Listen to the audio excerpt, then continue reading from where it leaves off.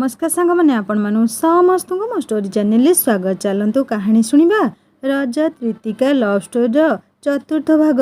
पूर्व भाग जदि आपण मैंने शुणी ना जल्दी जल्दी शुणी नियंतु। ऋतु पाखरे बसीगले रानू। ऋतु पुणी अनुनय हो कहला बोऊ आपण कोଳରେ टिके मुंड रखिबी। भो भो हो कांदी उठिले रानू। समस्त आखिरे लुह। अबनी बाबू असित बाबू बुझीगले शेष समय आसीगला। रानू ऋतु को कोड़े जत्नर सह तार शिर निज कोଳରେ रखी पचारे किछि कहबू माँ। क्षीण कंठरे कहला रजत को कहिबे मते क्षमा करदेबे।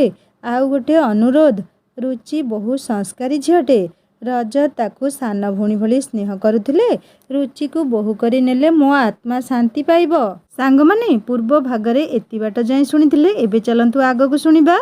मु केते हतभागिनी। आपणक भली सासू और रजत भली स्वामी मो भाग्ୟରେ नाही।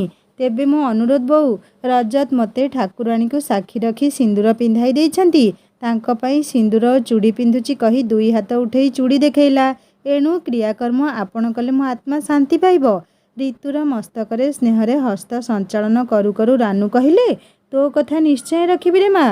तते जेहेतु पूर्वरु बहु रूपे स्वीकृति देइछि तो कथा रखिबी। आउ कथा देउछि रुचि निश्चय बहु होय आसीब। ऋतु दुई थर डाकिले रानू। ऋतु आउ न थिला तार निश्चल शरीरटी रानूको कोଳରେ मुंड रखी चिर दिन पई सोई जाइथिला से। हठात रजत ध्यान भंग होला रुचिर डाकरे। रजत प्रकुस्थित होई देखिला पाखरे रुचि छिड़ा होई किछि कहूची। रजत भाई ऑफिस जीव नहीं कि देखिलणी केते समय हेलानी। अरे सते तो बहुत विलंब हेलानी कहला रजत। आजी आउ ऑफिस जीवी नहीं। मन भल नहीं ता छड़ा गत काली तो ड्यूटी करी। आजी छुट्टी रे रही जीवी कहला रजत। रजत हाथ रे ऋतुर फोटो देखी रुचि कहला ऋतु दीदी कथा भाबुथिल कि? रुचि तो ऋतु दीदी पाखे मु दोषी होई रही गली। से दिनर घटना परे ताकू बहुत भूल बुझिली। तुम बदल जे केही थिले मध्य से एही भाबी थांता। तुमे ताकू घृणा कर से चाहुथिला किंतु काहेकि? तुमे जदि सबु कथा जानी थांतो तुम मानसिक स्थिति बिगड़ी जाई थांता। तुमे कौन नहीं कौन करी देई थांतो। तुमे एते सुंदर कैरियर आउ गढ़ी पारि न थांतो। भाबी देख मौसा माउसी तुम उपरे केते भरोसा अछि। ताहा नष्ट होई जाई थांता। तुमे तांको एकमात्र पुओ। दीदी जानी शुणी एपरी करिबाकू बाध्य हला। एहा व्यतीत अन्य कोनोसी विकल्प नथिला। आदि भाई दीदी को बहुत भल पाउथुला। दीदीर अवस्था शुणी आसीथिला ता पाखकू। सेतेबेले तार इंजीनियरिंग शेष वर्ष। दीदी बाध्य कला। आदि भाई मना कला। दीदी राण पकेला जहाद्वारा आदि भाई बाध्य होई ता कथा शुणिला। कहला रुचि ताहले से आदित्य तो दादांक पुओ? हाँ दादांक से एकमात्र पुओ। दादांकर झियो नाहिंती। एणु ऋतु दीदी ओ मु दादा खुड़ीक झियो ओ आदि भाई बाबा मामांक पुओ। से भौणीर अभाव जानिनी आमे भाईर अभाव जानिनु। अच्छा तेबे से दिन ऋतु सहित जहाकू देखिली से आदित्य। अच्छा रुचि तो आत्मा को टिके कष्ट हेलानी? से दिन मते घर को जीवाकू देलुनी पुणी एते कठोर भावे कही बाहरु बाहरु विदा करी देलु। ताहा पुणी तो रजत भाई को। रजत देखिला रुचि आखिरे लुह। रुचि लुह पोछु पोछु कहला रजत भाई पुणी तुम पाखे क्षमा मागुछि मु। परिस्थिति दास थिली बोली बाबा मामा मध्य असहाय थिले। मु मध्य चाहू नथिली तुम क्यारियर नष्ट हो। सेपटे दीदीर राण मु बा कौन करि पारि थांती। मु जानिछि मो रजत भाई मो उपरे केबे रागी परिबे नहीं। अभिमान करिबे आउ से अभिमान मु भांगी देबी। MBA इंटर्नशिप रे मते कलिकतार एक कंपनी रे करियाकू पड़िला। सेठारू स्टडी टूर रे आमे दिल्ली जाइथिलु। सेठू नोएडा जाइथिलु। भाबिथिली तुम सह साक्षात करी तुम धारणा बदलै देबी। मात्र सुजोग मिलिलानी। तुम सह देखा करि न पारी भग्न मनरे फेरी आसिली। तू केमिति जानिलु मु नोएडा रे अछि? रुचि हसी कहला दीदी चलीगला मात्र आम दुई परिवार संपर्क को आहुरी मजबूत करदेला। टिके रही रुचि कहला रजत भाई लंच टाइम हो गलानी। तुमे डाइनिंग टेबुल को आस। बाबा शोइछंती तांकू उठाई खाद्य लगाइबी कही रुचि चलीगला। टिके खाई रजत देखिला रुचिर हाथ रंधा सतरे भारी टेस्टी। रुचि को देखाई रजत अबनी बाबू को पचारा बाबा ए चंडी रंधारे मध्य धुरंधर हो गलानी। अबनी बाबू कहले से सबु आइटम प्रस्तुत करिपारिब तुमे पछे देखिबनी कि खाली सेतिक नुहे गाड़ी ओ बाइक मध्य चलाई पारे तेबे तो आकु चंडी डाकिबार यथार्थता अछि। रुचि मुरुकी हसी कहिला रजत भाई कालीर प्रोग्राम कौन कथा बदलैला रुचि काली 22/7 बाहरिबा बाटरे टिफिन ओ लंच करिबा आग्रा जिबा ताजमहल बाबा देखि नाहांती जदि संभव हुए आउ किछि जगह आमे देखिबा कहिला रजत। मु कौन कहूतली कि रुचि कहिला सकाळु अर्ली मॉर्निंग उठी पूरी तरकारी करिदेबी आम ब्रेकफास्ट हो जिवो भेज बिरियानी बनै देबी आम लंच भी हो जिवो आमर गाड़ी एणु गाड़ी अटकाई आमे खाईदेबा। रुचि ठीक कहिछि रजत होटेल खाइबा उचित नुहे तुमे मध्य होटेल खाइबा पसंद करुन कहिले अबनी बाबू। रजत रुचिर मथारे हाथ बुले कहिला चंडी तू एमिति मन कथा केबेठारु बुझिलुनी। रजत भाई रुचि एबे से 13 वर्षर किशोरी नुह रुचि एबे समस्त मन कथा बुझी पारुछि। सामान्य हसी रुचि कहिला ता परदिन रुचि उठी से कहिबा अनुसार खाद्य प्रस्तुत करिदेला। अवश्य एथिरे ताकू रजत साहाଯ୍ୟ करिथिला। प्रस्तुत होई बुलिया पई बाहरी पड़िले बाटरे ब्रेकफास्ट सारी आग्रा पहुँचला बेलकू 12:30 ताजमहल सह दिल्ली जाई कुतुब मीनार लाल किला बुली दिल्ली मार्केट जाई रुचि पई किछि ड्रेस और शीतलुआ किणी घर को फेरिला बेलकू राति 9 बाजिलाणी। ता परदिन रजत और रुचि अबनी बाबू को सकाळे स्टेशन जाई गाड़ी रे बसेई फेरिले। ता परदिन रुचि को कार्य जोग देबाकू प्रस्तुत हेबा पई कही रजत ऑफिस चलीगला। एहा परे निर्धारित दिन रजत रुचि को नहीं ऑफिस जाई कार्य जोग देबार व्यवस्था करिदेला। रुचि रजतर पर्सनल असिस्टेंट भावे कार्य आरंभ कला। रुचि रजतर सहकारी रूपे इतिमध्य कार्य सुचारू रूपे संपादन करुछि। रुचि संबंध रे रजत जेतिकी भाबिथिला से ताठारु बहुत आगरे थिला। अत्यंत विचक्षण थिबा हेतु अनेक कार्य रजत कहिबा पूर्वरु करि देउथाय एपरिकी रजतर काम मध्य करि देउथाय। रजत रुचि प्रति बहुत प्रसन्न थिला। रुचि घर काम मध्य रजतर मन बुझी करि देउथुला। पूर्वरु रजत निज प्रति सेतेटा यत्नशील नथिला। रुचि घरटी को सुंदर भावे सजेई रखि थाए जेपरि केही देखिले प्रभावित होई जिवो। रजतर ड्रेस सफा करिबा ताकू फ्रेश करिबा और रजत केउ ड्रेस पिंधिबो ताहा रुचि निर्धारण करुथुला। एबे रजत ऑफिस हेउ कि घर हेउ प्रति कथारे रुचि उपर निर्भर करुथुला। रुचिर व्यवहार अन्य कर्मचारी को मन किणी नेइथिला। समस्ते रुचि उपरे बहुत खुशी।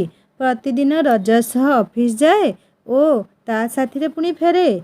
से दिन रविवार थिबा हेतु उभय घरे थिले। रुचि किचेन व्यस्त थिला। रजत बसी टीवी देखुथिला। हठात कॉल बेल बाजिला। रजत उठी जाई कबाट खोली देखिला जणे सौम्य दर्शन युवक ठिया होइछन्ती। रजत भाई नमस्कार हाथ जोड़ी नमस्कार जणाइला युवकटी।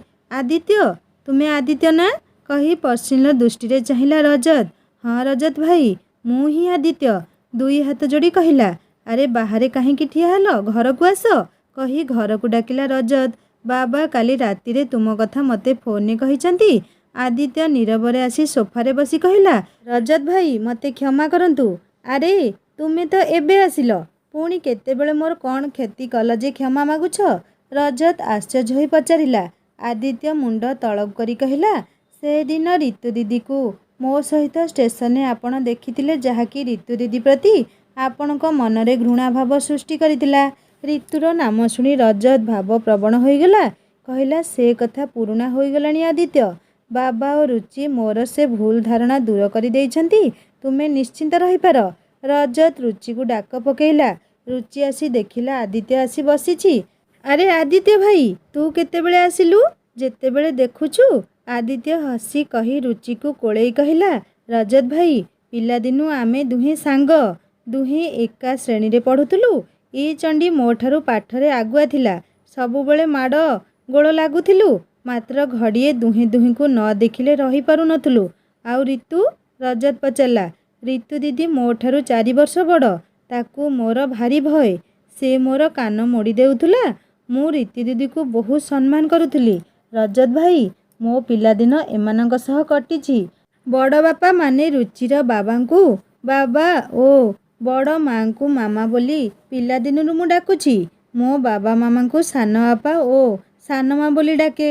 ମୁଁ ତୁମକୁ ଦେଖିନଥିଲି କେବେ କହିଲା ରଜତ। ତୁମ ଚାକିରି ଜାଣିନିଅ ଯେ ପୁରାପୁରି କମ୍ଫର୍ଟ, ସବୁ ଜାଣିଯିବ। ଇତିମଧ୍ୟରେ ରୁଚି ଯାଇ ରଜତ ଓ ଆଦିତ୍ୟ ପାଇଁ କଫି ଆଣିଦେଇ ଏମାନଙ୍କ ସହ କଥାରେ ଭାଗ ନେଇଛି। ଆଦି ଭାଇ ପ୍ରାଇମେରୀ ପରେ ରାଉରକେଲା ଚାଲିଗଲା। ସାନ ବାବା ରାଉରକେଲା ପ୍ଲାଣ୍ଟରେ ଇଞ୍ଜିନିୟର ଅଛନ୍ତି। ସେଠି ସେ +2 ଓ ବିଟେକ୍ କଲା। ତେବେ ତୁମର ଡେରି କାହିଁକି ହେଲା ପଚାରିଲା ରଜତ। ବିଟେକ୍ ପରେ ହାର୍ଡ଼ୱେର୍ କୋର୍ସରେ 1 ବର୍ଷର ଡିପ୍ଲୋମା କଲି। ସେଠୁ ବାଙ୍ଗାଲୋର ଗଲି। ରେସିସନ୍ ପିରିୟଡ଼ ହେତୁ ଚାକିରି ମିଳିନଥିଲା। କାଲି ରାତିରେ ବାବା ଫୋନ୍ କରି ମୋତେ କହିଲେ ତୁମକୁ ରେଫରେନ୍ସରେ ଦେବାକୁ। ତୁମର ଦିଲ୍ଲୀରେ ଇଣ୍ଟରଭ୍ୟୁ ଅଛି। ଆଚ୍ଛା, କେଉଁ କମ୍ପାନୀରେ? Blue solution. ସେଠି ମୋର ଜଣେ ସିନିୟର ଅଛି। ସେ ମୋତେ ଜଣାଇଲା କମ୍ପାନୀର ସ୍ପୋର୍ଟ ଇଣ୍ଟରଭ୍ୟୁ ଅଛି। ତାହା ପୁଣି ମଣ୍ଡେ। ବାଙ୍ଗାଲୋରରୁ ଫ୍ଲାଇଟରେ ଆସିଲି କହିଲା ଆଦିତ୍ୟ। Blue solution? ତେବେ ତୁମ ଚାକିରି ହୋଇଗଲା ଜାଣ? ରଜତ ହସି କହିଲା। କେମିତି? ସେ କମ୍ପାନୀର CEO ଶୁଭମ ଚତୁର୍ବେଦୀ ମୋ ସାଙ୍ଗ। ସେ ମୋ ଘରକୁ ବହୁତ ଥର ଆସିଛି। ଖାଲି ସେତିକି ନୁହେଁ, ତୁମ ଏ ଗେଲି ଚଣ୍ଡୀକୁ ମଧ୍ୟ ଭଉଣୀ କରିଛି। ତା'ର ଭଉଣୀ କେହି ନଥିବାରୁ ଗଲା ରାକ୍ଷୀରେ ଆସିଥିଲା। ରୁଚି ତା ହାତରେ ରାକ୍ଷୀ ବାନ୍ଧିଛି। ଆଜି ତାକୁ କହିଦେବି ତୁମ ବିଷୟରେ, ତୁମ କାମ ହୋଇଯିବ। ତୋ ଚାକିରି ପକ୍କା। ଦେ ମିଠା କହିଲା ରୁଚି।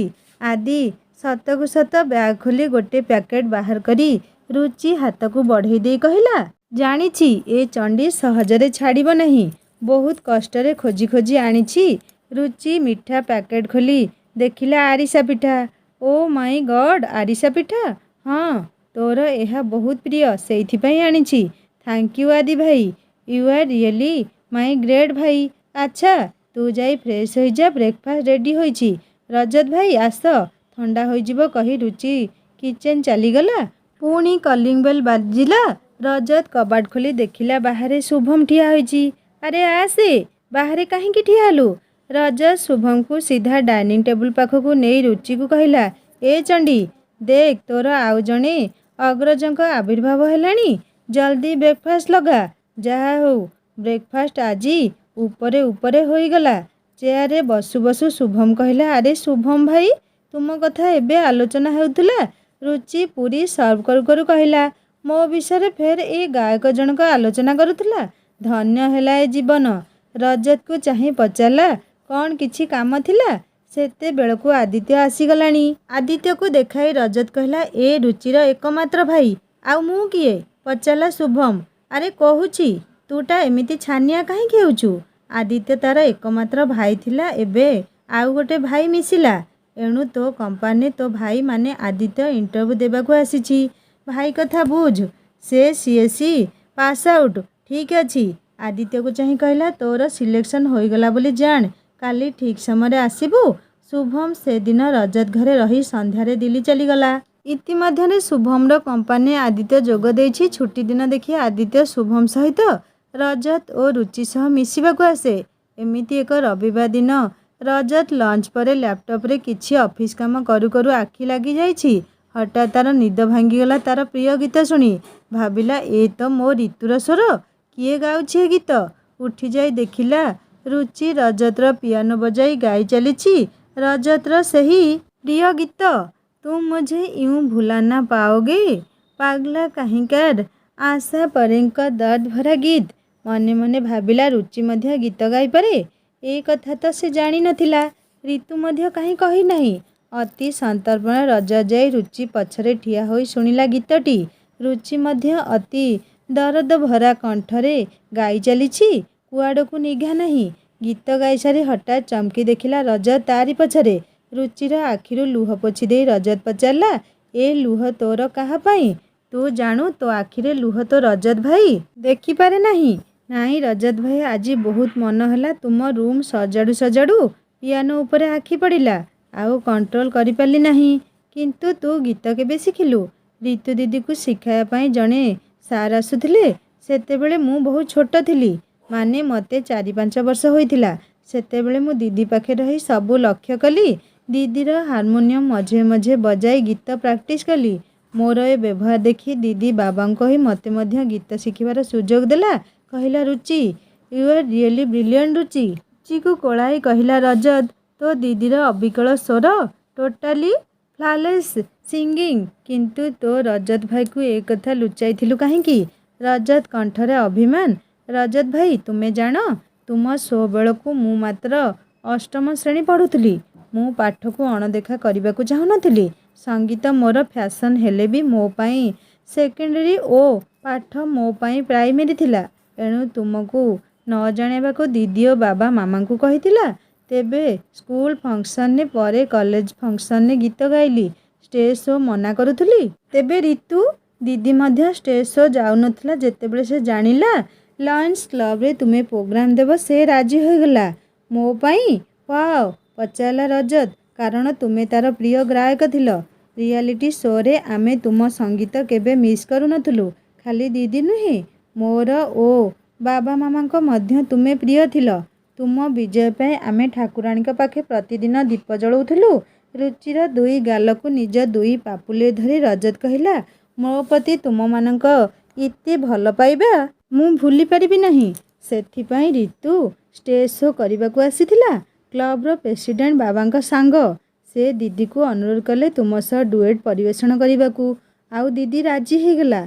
आम आनुआल फंक्शन जानुआरी हेबो मो सह डुएट गाइबू। रुचि स्मित हसी कहिला तुम सह कहीं गाइबिनी मात्र आउ कहा सह नुहे ताहा तो मु जाने मु मध्य आउ कहा सह गाए नहीं कहिला रजत। तुम्हें कंपनी रा सीईओ तथापि गीत स्टेज गाउछ पचाला रुचि। कौन करिबी कह सबु कर्मचारी को मु निजर बोली भाबे माने गोटे परिवार ताहा तो मु एई किछि दिन रे जानि परिछि। तेणु स्टाफ तुमको बहुत भल पाती काम मध्य बहुत भल करती कहिला रुचि। बास सेइथिपाई सेमानक अनुरोध भांगी पारु नहीं। सेमाने जानती रियलिटी शो रे मु चैंपियन होइथिली। तेबे संगीत कार्यक्रम पाई अन्य सिंगर आसंती। गला थर साधना सरगम ओ शान आसीथिले। मु मात्र 3टी सोलो सॉन्ग गाइथिली बड़का सेमाने ही सब गाइले कहिला रजत। सेमाने तुमको जानिथिबे तो रजत भाई? रुचि कहिला हाँ शान जड़े जज थिले साधना जी गेस्ट होई आसीथिले। कथा छड़ाई रुचि कहला हाँ जाने साधना जी सह तुम्हें मिसी गीत गाइथिल तुमको मध्य भल कम्प्लीमेंट देइथिले। एथर किए आसीबे पचाला रुचि। रजत हसी कहला मो रुचि जहाकू सजेस्ट करिब। रुचि टिके लाजै जाई कहला एमिति रुचि कथा सब बेले रखिब निश्चय कारण मो रुचि केबे भूल निष्पत्ति नेब नहीं मु जाने। रजत मुरुकी हसी कहला। रुचि हठात कथा बदलाई कहला आउ गोटे कथा रजत भाई कही जा आसंता काली ऋतु दीदीर पुण्यतिथि ता कथा मने पड़गला से मो आखिरे लुह आसीगला। रुचि तो ऋतु दीदीर पुण्यतिथि को आमे सबुबले पालन करिबा। एठारु अल्प दूर रे एक जगन्नाथ मंदिर अछि सेठाकू जाई एक ब्राह्मण को भोजन देबा। मौसा मौसी ए काम करूछंती। तुमे दीदी को ठाकुराणी मंदिर रे सिंदूर पिंधाइथिल। दीदी मरिबा समय कहिथिला ओ अनुरोध करिथिला तार क्रियाकर्म करिबाकू। मौसा मुखाग्नि देई बहु हिसाब रे सबु कार्य करी तार पुण्यतिथि रे ब्राह्मण भोजन देउछंती। सेईटा एक्सीडेंट थिला। ठाकुराणी मंदिर जाइथिलु पूजारी मां को सिंदूर देले। सिंदूर मु लगैली ऋतु को देबा बदले अन्यमनस्क होई ता मथारे लगैदेली। लगैला परे से कौन कहला जानो? कौन कहला दीदी पचाला रुचि। कहला विवाह पूर्व सिंदूर पिंधई देल मु अन्यमनस्करे सिंदूर पिंधई देइथिली। सिंदूर पोछि देबाकू जेतेबेले हाथ तार कपाल को गला। रजत ऋतु को कौन कहले ताहा जानिबा एही कहानीर नेक्स्ट भाग रे। कहानी केमिति लागुछि मते निश्चय कमेंट करी जणैबे। आउ जदि भल लागुथाय लाइक टे करिवे सांग मान सहित शेयर करिवे। आउ जदि मो चैनल नुआ अछंती ताल सब्सक्राइब करी बेल आइकन दबे देबे। हिंदी स्टोरी चैनल विजिट करी लव स्टोरी शुणंतु। सुंदर सुंदर लव स्टोरी अपलोड हो जाइछि। सब्सक्राइब करिया को केबे भूलेनी। रहुछि नमस्कार जय जगन्नाथ।